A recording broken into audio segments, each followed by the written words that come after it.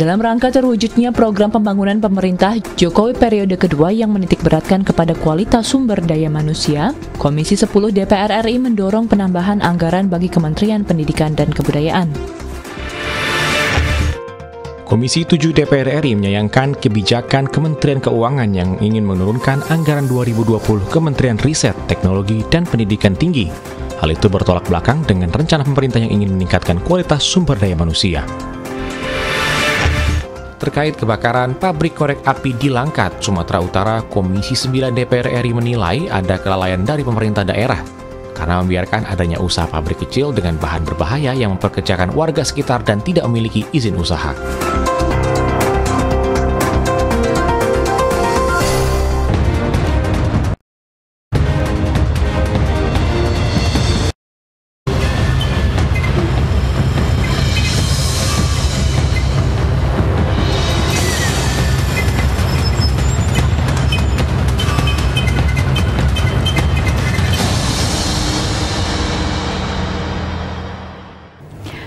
Selamat pagi pemirsa, apa kabar? Apa kabar Medi?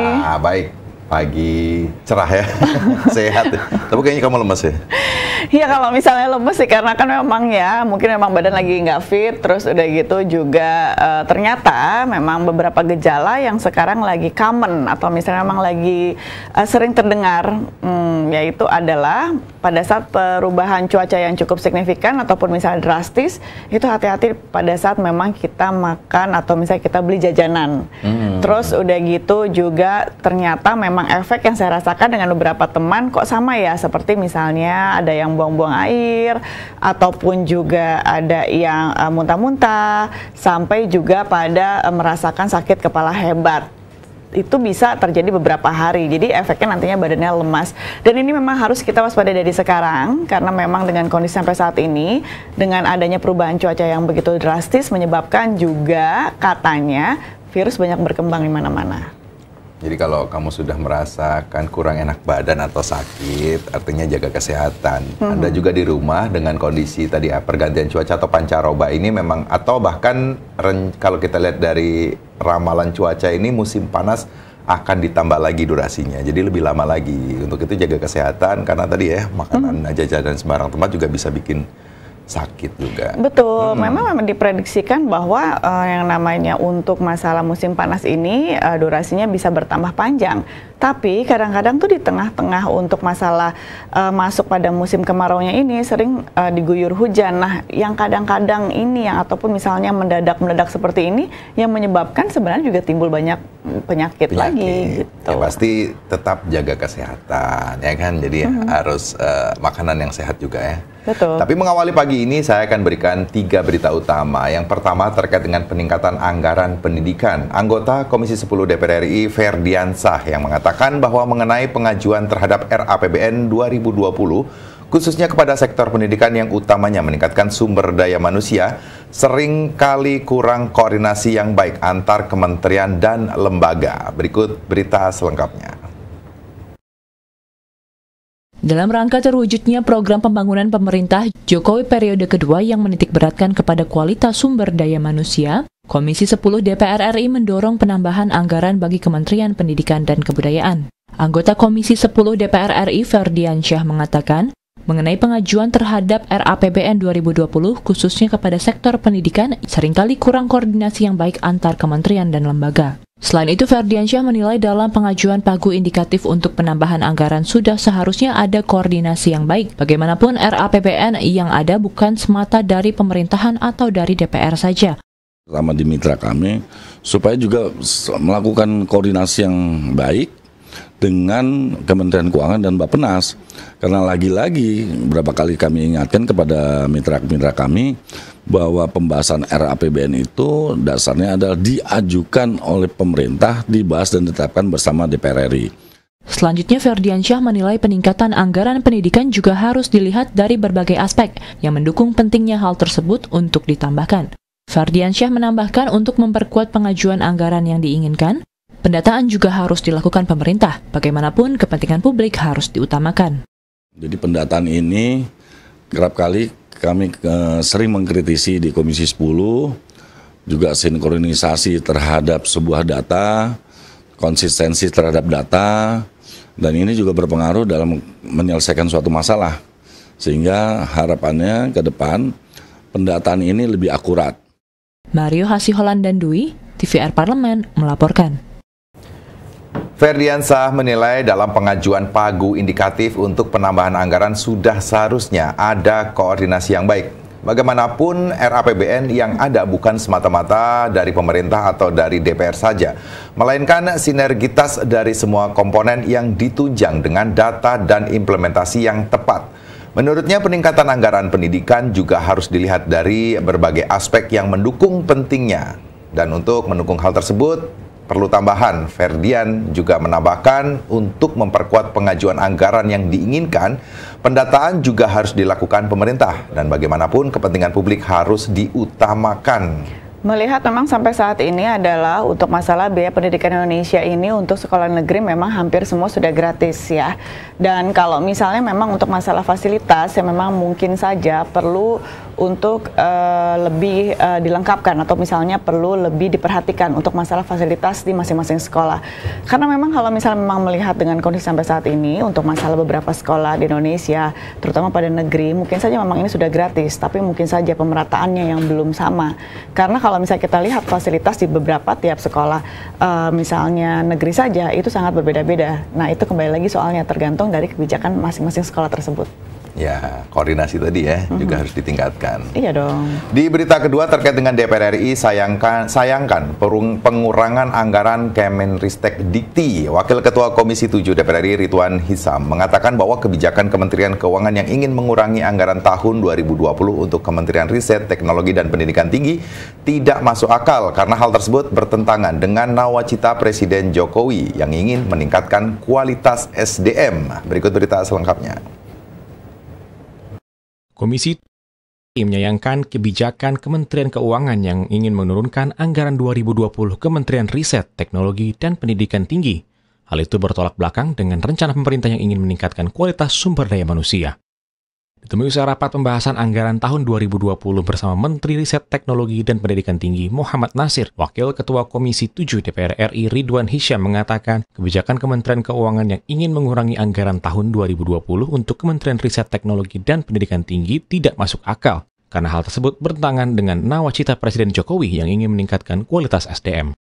Saat ini menginginkan bahwa di tahun 2020 yang namanya program infrastruktur dilanjutkan dan meningkatkan anggaran untuk sumber daya manusia, pendidikan.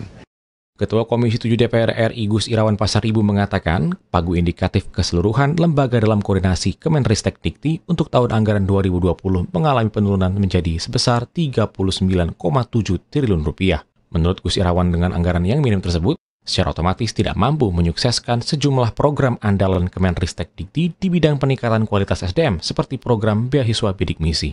Ristek Dikti paparkan ke kita pagu indikatif, tentu di bidang kami, di bidang Ristek, dan juga LPNK, ada 6 LPNK, lembaga pemerintah non-kementerian di bidang riset yang menjadi mitra Komisi 7. Kita terkejut gitu loh, dan miris juga. Habibie dan Bari, TVR Parlemen melaporkan. Ridwan menyampaikan bahwa Komisi 7 DPR RI bersama pihak pemerintah telah menyepakati pagu indikatif Kementerian Riset, Teknologi, dan Pendidikan Tinggi dalam RAPBN 2020 sebesar 1,05 triliun rupiah. Komisi 7 DPR Gus Irawan juga mengatakan bahwa pagu indikatif keseluruhan lembaga dalam koordinasi Kemenristek Dikti untuk tahun anggaran 2020 mengalami penurunan menjadi sebesar 39,7 triliun. Dan menurut Gus Irawan, dengan anggaran yang minim tersebut secara otomatis tidak mampu mensukseskan sejumlah program andalan Kemenristek Dikti di bidang peningkatan kualitas SDM seperti program beasiswa bidik misi. Nah, kalau misalnya padahal ya kalau untuk masalah Kemenristek Dikti, bukankah juga memang sebenarnya tadi sudah dikatakan bahwa untuk masalah program nawacita untuk peningkatan SDM di Indonesia ini memang sebaiknya diperuntukkan bagi para misalnya mahasiswa. Kita bicarakan ke sana karena ini juga berkaitan dengan Kemenristek Dikti. Tapi kalau misalnya sampai ada pengurangan anggaran, jangan sampai ada beberapa program yang akhirnya tidak bisa dijalankan dengan alasan memang untuk masalah beberapa pagu indikatif ini sudah dikurangkan. Nah, itu berarti juga PR besar buat Kemenristek Dikti bahwa segala macam program yang sudah dibuat masih bisa dijalankan dengan memang anggaran yang sudah disetujui. Nggak seperti yang sebelumnya ya. Dipotong ya? Lumayan juga ya. Banyak juga. 1 triliun. Beberapa kalangan kemarin menginginkan untuk masalah ristek atau penelitian ini untuk ditingkatkan, terutama masalah anggaran. Tapi malah dipotong, gimana orang mau meneliti ya? Nah. Iya kan dipotong. Tapi kan tidak tahu juga ya hasil evaluasi yang sebelumnya ada apa. Tapi namanya dipotong nggak enak. DPR aja dipotong banyak ya. Kemudian di berita ketiga terkait dengan DPR RI meminta pelaku kebakaran pabrik Mancis di Langkat ditindak tegas. Ditemui saat rapat dengar pendapat Komisi 9 DPR RI dengan Bupati Langkat terkait kebakaran pabrik korek api Mancis.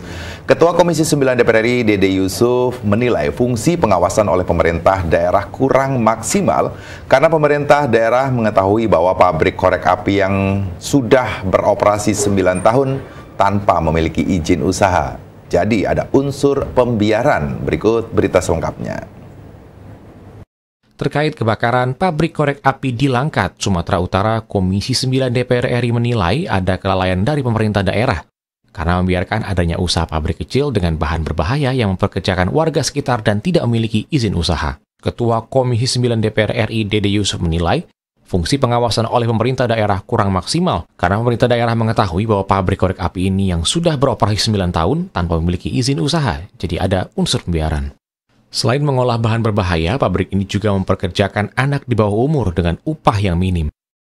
Kenapa pemerintah desa, ya, kelurahan, kecamatan mengetahui ada sejenis pabrik kecil atau home industry dengan B3 atau bahan berbahaya mempekerjakan warga, ada yang di bawah umur, ada yang boleh dikatakan tidak sesuai dengan keperuntukannya dan tidak memiliki izin. Ada kelalaian dari perangkat-perangkat di bawah fungsi daripada pengawasan pemerintahan.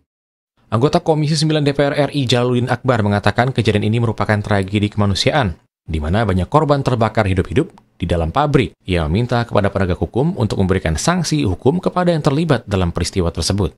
Ya, pemerintah pusat Jakarta di sini luar biasa berpikir untuk bagaimana rakyat bisa senang, bisa baik.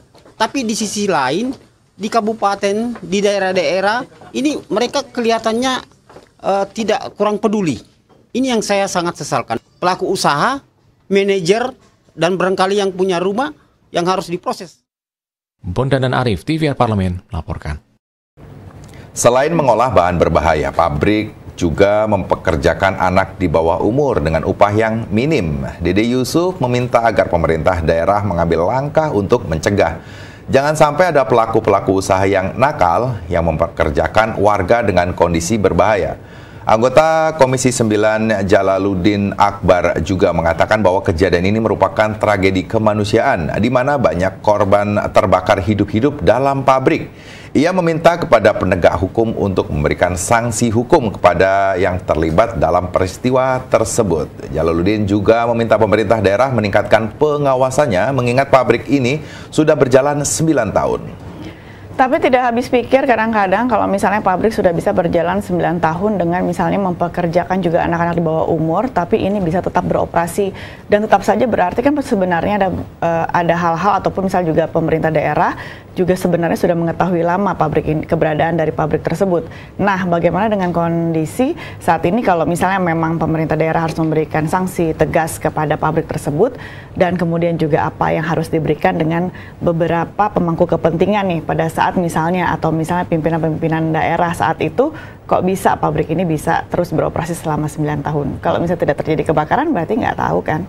Jadi kita justru berharap bahwa tidak hanya setelah kejadian aparat atau pemerintah daerah melakukan tindakan misalnya, tapi harusnya kan kita berbicara berapa jumlah pabrik-pabrik yang ada di daerah harusnya di sweeping secara administrasi, izin tinggalnya atau izin usahanya. Bisa mungkin masih banyak ya? Bisa beroperasi 9 tahun tanpa izin. Itu juga tadi terlihat karena kebakaran. Kalau tidak ada musibah tersebut, bisa saja pabrik ini masih terus beroperasi ataupun berjalan kan. Nah, siapa yang harus ditanyakan? Pemerintah daerahnya atau siapa? Nah, pemirsa itu tadi memang yang mengawali Suara Parlemen edisi pada pagi hari ini. Kini kami harus jeda terlebih dahulu karena kami akan kembali ke hadapan Anda dengan beberapa headline surat kabar yang sudah berada di meja kami. Jangan kemana-mana, masih bersama kami tentunya di Suara Parlemen.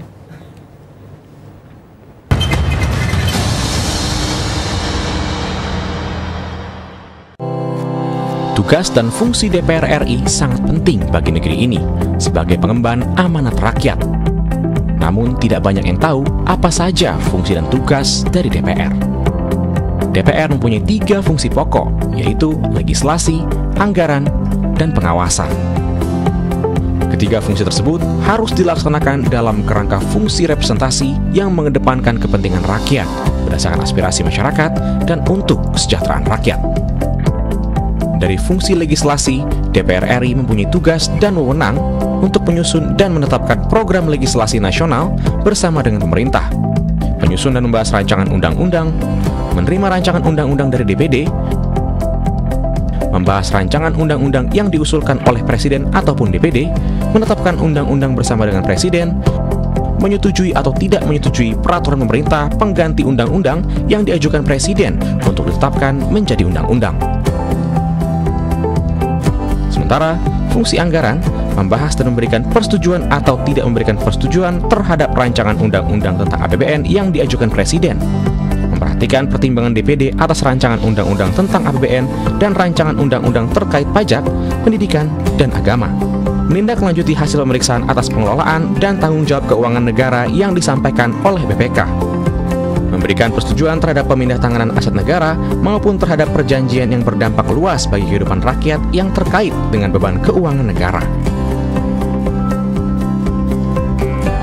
Dan fungsi pengawasan, melakukan pengawasan terhadap pelaksanaan undang-undang, APBN, dan kebijakan pemerintah, membahas dan menindaklanjuti hasil pengawasan yang disampaikan oleh DPD terkait pelaksanaan undang-undang mengenai otonomi daerah, pembentukan, pemekaran, dan penggabungan daerah, pengelolaan sumber daya alam dan sumber daya ekonomi lainnya, pelaksanaan APBN, pajak, pendidikan, dan agama.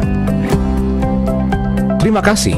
Video ini dipersembahkan oleh TV dan Radio Parlemen, Biro Pemerintahan Parlemen, Sekretariat Jenderal, dan Badan Keahlian DPR RI.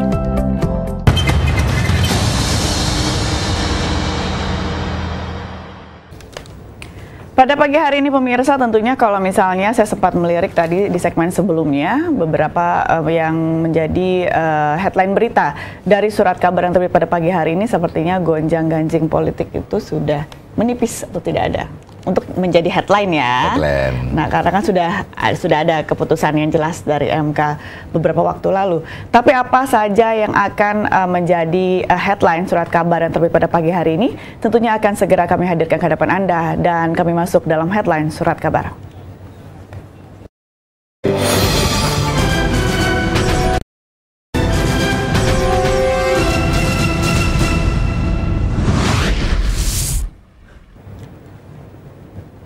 Saya akan bacakan di koran Kompas pada hari ini. Di headline-nya mengangkat Pansel KPK tunggu sosok yang berintegritas. Pendaftaran calon pimpinan Komisi Pemberantasan Korupsi periode 2019-2023 dijadwalkan berakhir pada Kamis 4 Juli 2019 petang. Di tengah tantangan KPK yang semakin berat, sosok-sosok berintegritas dari berbagai latar belakang yang punya kapabilitas pemberantasan korupsi diundang untuk beramai-ramai mendaftar agar calon-calon terbaik bisa terpilih memimpin KPK. Kamu nggak daftar? Mau banget ya. Tapi nggak. Kalau misalnya memang melihat informasinya sampai saat ini pendaftarnya sudah 194 orang.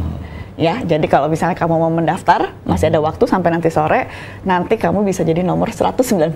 Bisa, jadi bertambah satu ya. Kalau kita bicara masalah KPK dari TNI juga, dari Polri juga ada beberapa, ada 9 nama kalau tidak salah itu juga mendaftar menjadi calon pimpinan KPK, juga dari kejaksaan, unsur kejaksaan. Betul.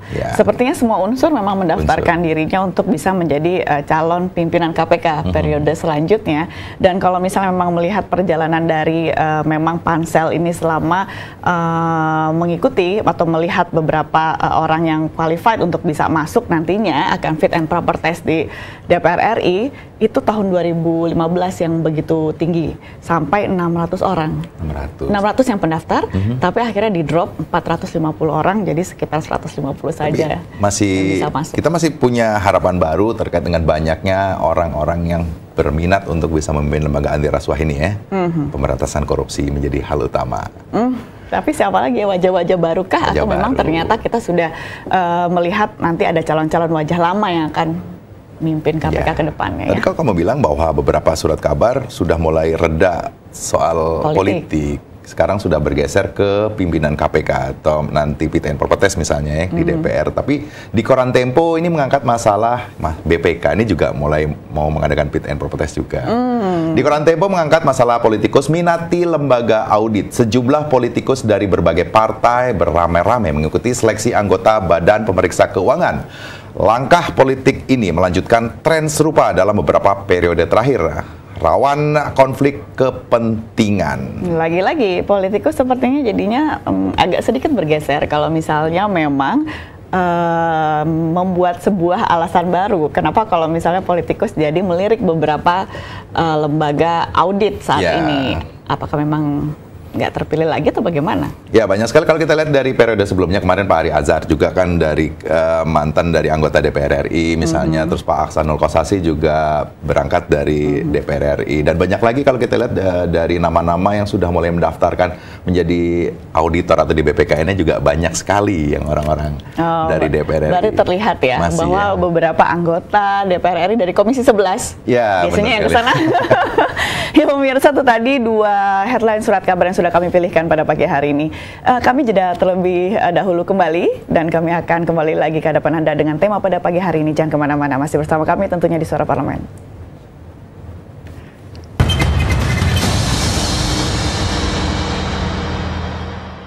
Indonesia merupakan negara yang menganut paham trias politika, yaitu suatu paham yang menyatakan bahwa cabang pemerintahan dibagi atas 3 kekuasaan, yaitu kekuasaan eksekutif, yaitu presiden sebagai pemegang kekuasaan dan pelaksana pemerintahan. Kekuasaan legislatif, yaitu DPR RI sebagai pengawas jalannya pemerintahan. Kekuasaan yudikatif, yaitu lembaga peradilan, memegang kekuasaan kehakiman yang merdeka untuk menyelenggarakan peradilan guna menegakkan hukum dan keadilan. Sebagai lembaga legislatif, secara konstitusional, yakni Undang-Undang Dasar 1945, DPR RI memiliki hak, yaitu hak interpelasi, hak angket, dan hak menyatakan pendapat. Dalam Undang-Undang Nomor 17 Tahun 2014 Pasal 79 Ayat 2, lebih lanjut diatur bahwa hak angket adalah untuk melakukan penyelidikan terhadap pelaksanaan suatu undang-undang dan atau kebijakan pemerintah yang berkaitan dengan hal penting, strategis, dan berdampak luas pada kehidupan bermasyarakat, berbangsa, dan bernegara yang diduga bertentangan dengan peraturan perundang-undangan. Berkaitan dengan penyelidikan terhadap pelaksanaan suatu undang-undang ini, maka semua lembaga yang dibentuk melalui undang-undang mendapat pengawasan dari DPR RI, termasuk Komisi Pemberantasan Korupsi atau KPK yang dibentuk sesuai dengan Undang-Undang Nomor 30 Tahun 2002. Bentuk pengawasan tersebut meliputi kinerja KPK di bidang penegakan hukum yang berkaitan dengan pencegahan dan penindakan korupsi dengan mengedepankan prinsip transparansi dan akuntabilitas. Selain itu, dalam Undang-Undang KPK Pasal 20 Ayat 1 juga disebutkan bahwa pertanggungjawaban publik KPK harus ditujukan kepada Presiden, DPR RI, dan Badan Pemeriksa Keuangan BPK.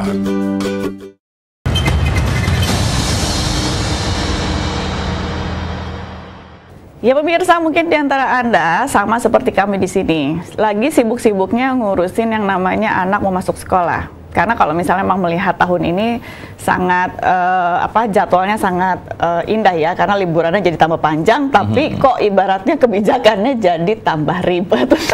Ribut-ribetnya. Ya, untuk itu memang pada pagi hari ini kan makanya kan judulnya ada ribetnya sistem online zonasi. Udah ribut-ribet gitu loh. Yang ribut itu pasti terutama para orang tua yang tahun ini misalnya sudah mulai mendaftarkan anak-anaknya ke sekolah baik SMP, SMU, atau SD misalnya gitu kan. Tapi kalau misalnya memang melihat peraturan yang ada sampai saat ini, tahun lalu pengalaman pribadi saya adalah kebalik, bahwa memang jalur umum terlebih dahulu. Ya kan, baru jalur zonasi atau misalnya yang terdekat, wilayah terdekat. Tapi kalau misalnya tahun ini ternyata dibalik lagi, dan itu ternyata sistem yang sudah dibolak-balik atau bisa ditukarkan ini nggak terlalu efektif pada saat memang kita mengikuti untuk masalah pendaftaran siswa baru. Ya, ini kalau kita bicara masalah penerimaan peserta didik atau PPDB di 2019 masih menggunakan jalur zonasi. Memang sebagaimana yang atau termaktub dalam Permendikbud nomor 51 tahun 2018 tentang penerimaan peserta didik baru tahun ajaran 2019-2020. Penerapan sistem zonasi mengharuskan calon peserta didik untuk menempuh pendidikan di sekolah yang memiliki radius terdekat dari domisilinya masing-masing, dan sejumlah orang tua rela izin tidak masuk kerja untuk mengantar anak-anaknya mendaftar untuk sekolah atau mendaftar ke sekolah. Tahun lalu saya izin dari kantor ngantri ya untuk mendapatkan apa namanya nomor antriannya itu loh untuk masuk ke online. Sistem online ini yang memang. Tapi menurut kamu apakah dengan sistem zonasi ini kamu kan pernah mendaftarkan, ini sebenarnya efektif nggak sih misalnya dijalankan? Beberapa kalangan merasa bahwa ini fine aja program pemerintah. Ada yang mengatakan ini bikin ribet memang. Sebenarnya kalau kita bicara efektif sih. Cuma mungkin sistemnya yang memang mesti harus menjadi evaluasi. Karena kalau pengalaman tahun kemarin untuk mendaftarkan saja itu sempat drop loh. Agak susah untuk masukin semua data-data anak kita untuk bisa masuk ke sistem online-nya. Nah, ini pemirsa yang nantinya juga akan kami hadirkan narasumber ke hadapan Anda untuk membahasnya lebih lanjut. Tapi kami akan berikan dulu informasi lengkapnya dalam tajuk Suara Parlemen berikut ini.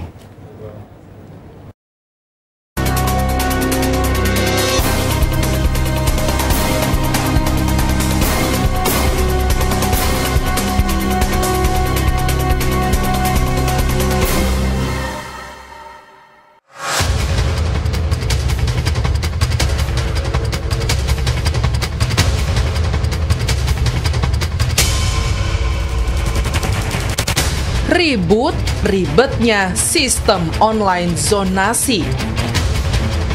Ribetnya sistem zonasi membuat frustasi ibu-ibu. Pasalnya, rata-rata orang tua murid gagap dengan teknologi. Bagi ibu-ibu yang ekstrovert, mungkin tidak masalah. Mereka bisa banyak bertanya di warnet. Tapi, bagi ibu-ibu yang introvert, mungkin akan menjadi masalah. Seharusnya ada sosialisasi di televisi atau buat videonya yang sederhana, sehingga masyarakat paham bagaimana memasukkan anaknya dalam sistem online di PPDB yang menggunakan sistem zonasi saat ini. Ternyata bagi yang paham diuntungkan dengan mudahnya. Anak-anaknya diterima di sekolah yang dianggap favorit. Pasalnya, orang tua yang paham sistem zonasi melalui online adalah orang-orang yang mampu dalam keuangan. Bahkan mereka bisa mempersiapkan anaknya untuk masuk sekolah yang diinginkan dengan pinjam alamat orang lain. Oleh karena itu DPR mendorong Kemendikbud untuk melakukan sosialisasi dan juga menyiapkan guru bantuan untuk memudahkan anak-anak mendaftar melalui online. Hal ini agar dapat mengatasi orang-orang yang tidak mampu dan kurang memahami teknologi. Kalau perlu, sosialisasinya melibatkan mahasiswa semua program untuk mengajarkan cara memasukkan data anak-anaknya hingga semua orang tua mengerti. Jangan sampai gara-gara gaptek, anak tidak bisa mendapatkan sekolah terbaik. Semoga tahun depan tidak ada masalah lagi dengan sistem online dalam penerimaan siswa baru.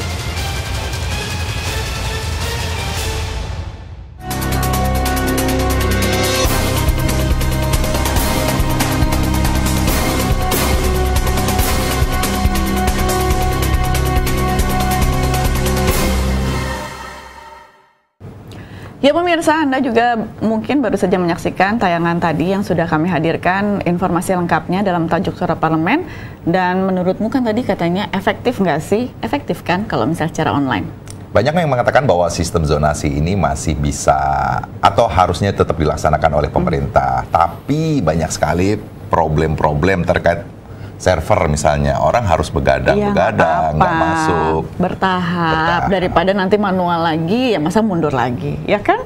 Nah, bagaimana pendapat Anda pemirsa? Pada pagi hari ini sudah kami hadirkan ke hadapan Anda, pengamat digital, Bapak Muslim Kamil, yang akan kami ajak berbincang-bincang mengenai tadi ribetnya sistem online zonasi. Selamat pagi Pak Muslim, apa kabar? Pagi, baik.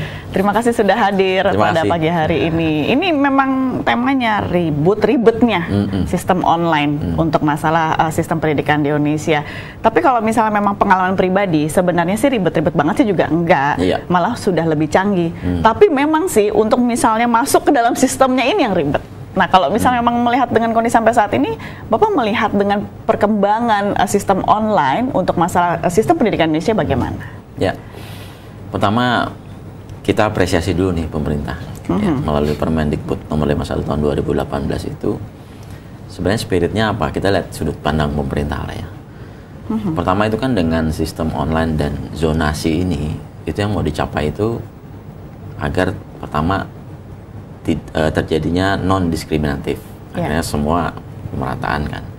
Kemudian berikutnya yang kedua terjadinya transparansi, tidak lagi ada celah-celah, itulah permainan.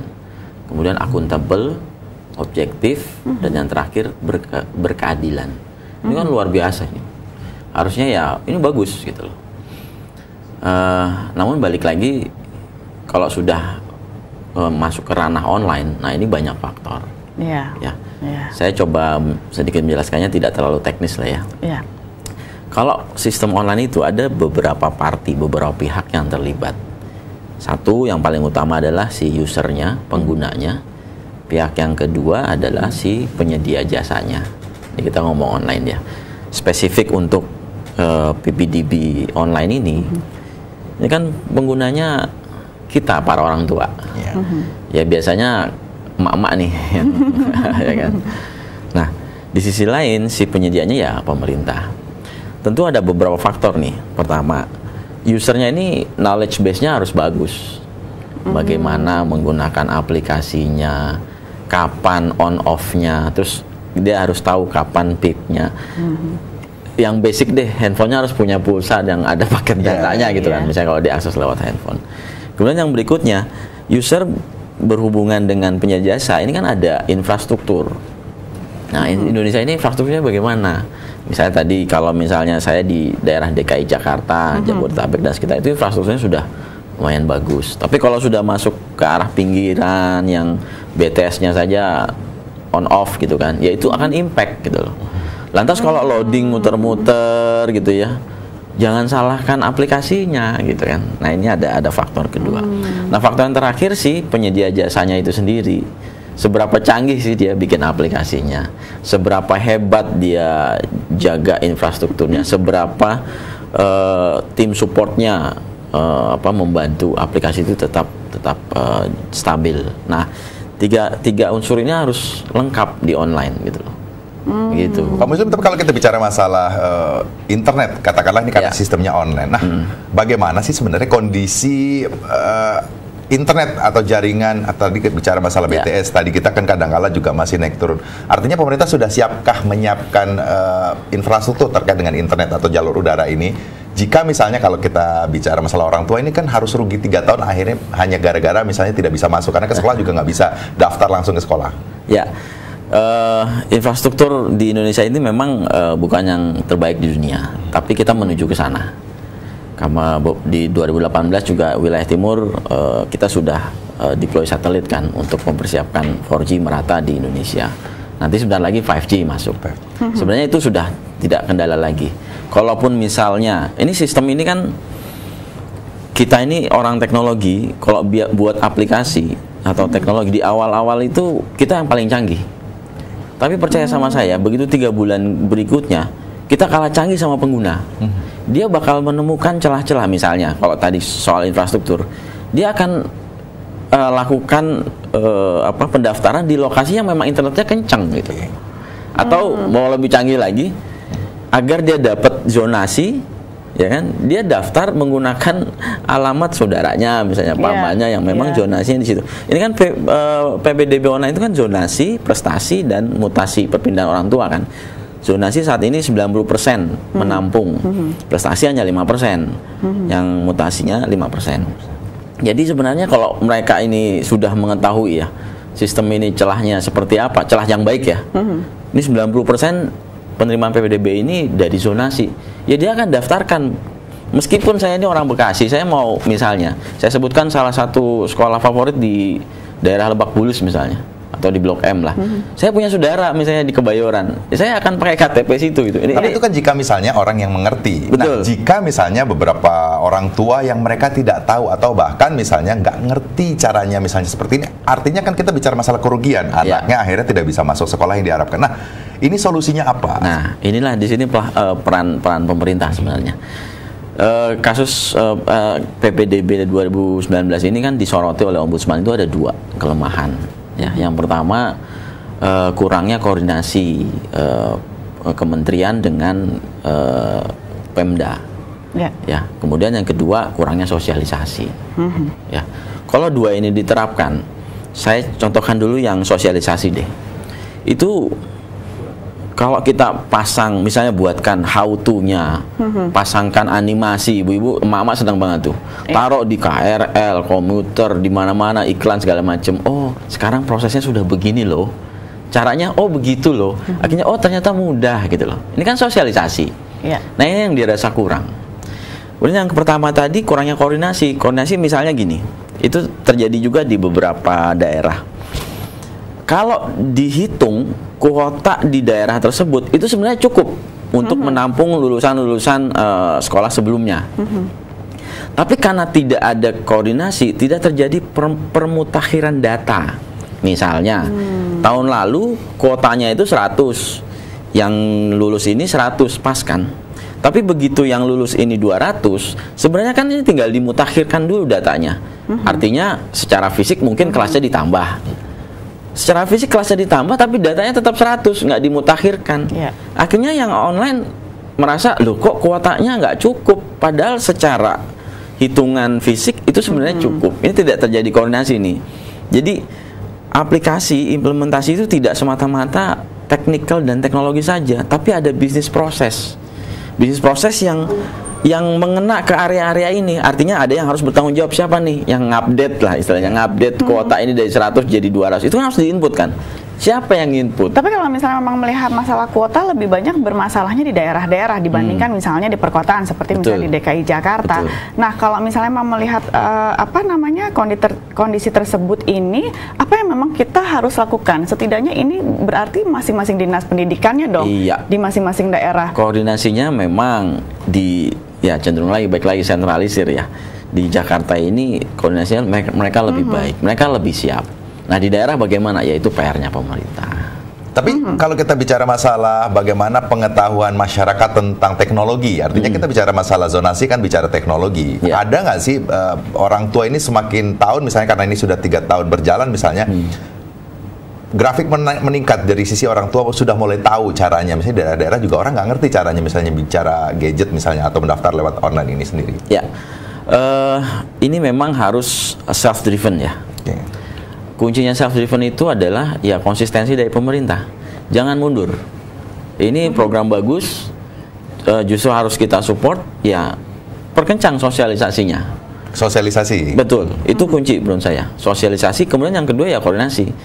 Itu harus dibentuk tuh, task force khusus, tim khusus yang mengendalikan sosialisasi dan koordinasi ini. Karena setiap implementasi, itu kan ada project manajemennya, ada orang yang bertanggung jawab di change manajemennya. Di change management itu kan unsurnya banyak.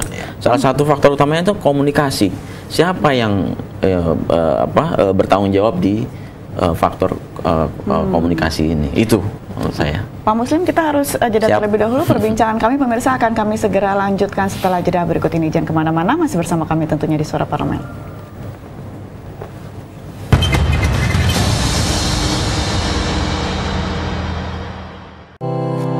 Tugas dan fungsi DPR RI sangat penting bagi negeri ini sebagai pengemban amanat rakyat. Namun tidak banyak yang tahu apa saja fungsi dan tugas dari DPR. DPR mempunyai 3 fungsi pokok, yaitu legislasi, anggaran, dan pengawasan. Ketiga fungsi tersebut harus dilaksanakan dalam kerangka fungsi representasi yang mengedepankan kepentingan rakyat berdasarkan aspirasi masyarakat dan untuk kesejahteraan rakyat. Dari fungsi legislasi, DPR RI mempunyai tugas dan wewenang untuk menyusun dan menetapkan program legislasi nasional bersama dengan pemerintah. menyusun dan membahas rancangan undang-undang, menerima rancangan undang-undang dari DPD, membahas rancangan undang-undang yang diusulkan oleh Presiden ataupun DPD, menetapkan undang-undang bersama dengan Presiden, menyetujui atau tidak menyetujui peraturan pemerintah pengganti undang-undang yang diajukan Presiden untuk ditetapkan menjadi undang-undang. Sementara, fungsi anggaran membahas dan memberikan persetujuan atau tidak memberikan persetujuan terhadap rancangan undang-undang tentang APBN yang diajukan Presiden, memperhatikan pertimbangan DPD atas rancangan undang-undang tentang APBN dan rancangan undang-undang terkait pajak, pendidikan, dan agama, menindaklanjuti hasil pemeriksaan atas pengelolaan dan tanggung jawab keuangan negara yang disampaikan oleh BPK, memberikan persetujuan terhadap pemindah tanganan aset negara maupun terhadap perjanjian yang berdampak luas bagi kehidupan rakyat yang terkait dengan beban keuangan negara. Dan fungsi pengawasan, melakukan pengawasan terhadap pelaksanaan undang-undang, APBN, dan kebijakan pemerintah, membahas dan menindaklanjuti hasil pengawasan yang disampaikan oleh DPD terkait pelaksanaan undang-undang mengenai otonomi daerah, pembentukan, pemekaran, dan penggabungan daerah, pengelolaan sumber daya alam dan sumber daya ekonomi lainnya, pelaksanaan APBN, pajak, pendidikan, dan agama. Terima kasih. Video ini dipersembahkan oleh TV dan Radio Parlemen, Biro Pemerintahan Parlemen, Sekretariat Jenderal, dan Badan Keahlian DPR RI.